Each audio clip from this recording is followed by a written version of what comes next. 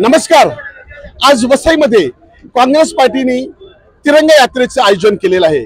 याबद्दल आपण काँग्रेसचे पदाधिकारी त्यांच्याशी बोलूया। आमदारजी, तुम्ही काय सांगाल, आज कशाबद्दल यात्रा काढलेली आहे? आज भूतपूर्व प्रधानमंत्री राजीवजी गांधी यांच्या पुण्यतिथी निमित्त देशाला एकतेचा संदेश देण्यासाठी ही तिरंगा यात्रा काढण्यात आलेली आहे।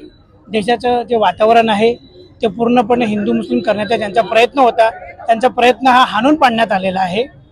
ज्या आतंकवाद्यांनी भारतातील नागरिकांना धर्म विचारून गोळ्या घालल्या त्या आतंकवाद्याला सोफिया कुरेशी आणि वामिका सिंग यासारख्या स्त्रियांनी एकदम सडेतोड उत्तर दिलेलं आहे आणि जगापुढे एक हे उदाहरण दिलेलं आहे की कोणीही आतंकवादी येऊन आपल्या देशाच्या एकतेला बाधा आणू शकत नाही। हा देश एकसंध आहे आणि तिरंगा यात्राद्वारे आम्ही आमच्या सैन्याचं मनोबल उंचवण्याचा प्रयत्न करत आहोत। यांनी एक संदेश देत आहोत की हा देशातला प्रत्येक पक्ष जो आहे तो एकत्रितपणे आहे आणि नेहमी एकत्रित राहणार।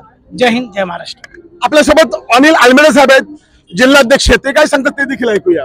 नाही, आपल्याला माहिती आहे की आपल्या सेनेने चांगला पराक्रम करून जे दहशतवादी हल्ला जो झाला होता पहलगामला त्याचं एक चांगलं प्रत्युत्तर आपल्या सेनेने तिन्ही दलांनी नौसेना, हवाई सेना आणि सर्वांनी दिलं होतं। परंतु दुर्दैवाने ज्या पद्धतीने त्यांचा क्रेडिट त्यांना जे द्यायला पाहिजे होतं ते कुठे दिलं जात नाही।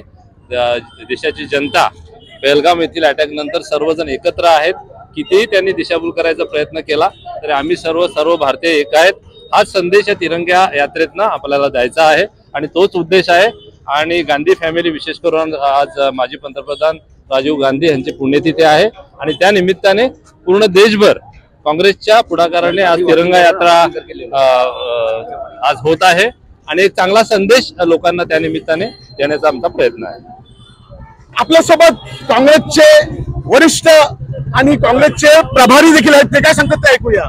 आज हम लोग पूरे महाराष्ट्र में स्वर्गीय राजीव गांधी जी का पुण्यतिथि में ये सब यात्रा जवान को सपोर्ट देने के लिए, हमारा सैनिकों को सपोर्ट देने के लिए, सिंदूर का विजय का ये कारण यही है।